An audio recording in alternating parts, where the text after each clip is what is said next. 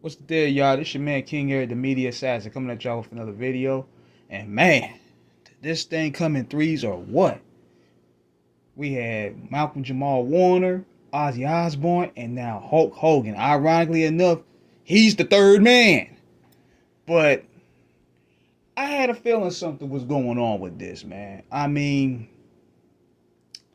judging by how the news have been circulated about his health, he hasn't been in the public eye.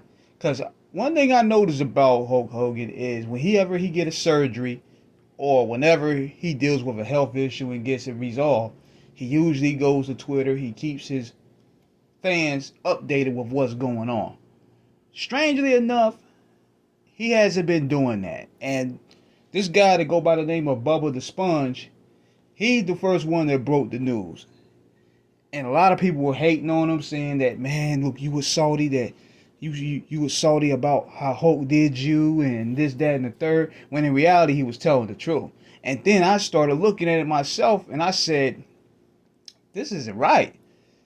I've been seeing him his account post up promotional stuff. He got the event coming up in next month in August with Eric Bischoff. They got some promotion they worked on. So I was thinking in my mind, this is all a work at first.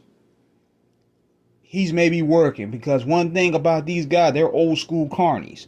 And what he probably was going to do, he was going to fake being in a coma and then pop out in his next month for this event.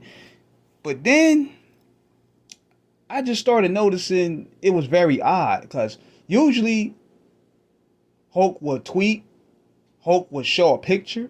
Looks like Ric Flair had. Ric Flair, he had his cancer removed recently, and he been posting every day, keeping his fans updated, but nothing from Hulk. And then it happened today, and he passed on. Now, I will say this. It leaves a complicated legacy. Not based off of how he treated people as his tenure, as his time as being the top draw and being the top dog, and how he treated and buried talent, and how he reneged the union, but also mainly the issue that pretty much taints his legacy to this day, and that's the racist shit that he said about black people. Ironically enough, the same day today that it got exposed, he passes on.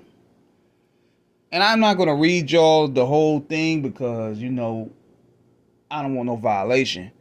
But at the same time, it's pretty surprising considering how this came out of left field.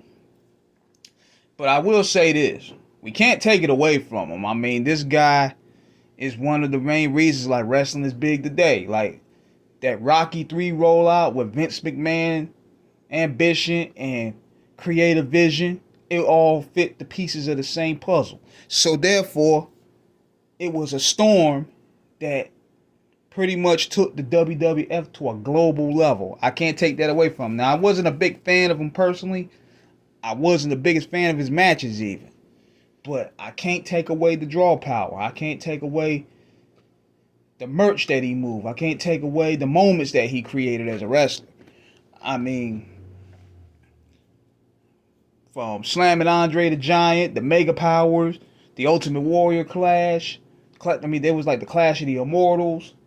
It's a whole lot of moments that he had, watching this shit growing up. But at the end of the day, if he felt a sort of way about me, it is what it is. So therefore, I ain't shedding no tears too much about him. But I will remember him as being a part of my childhood growing up.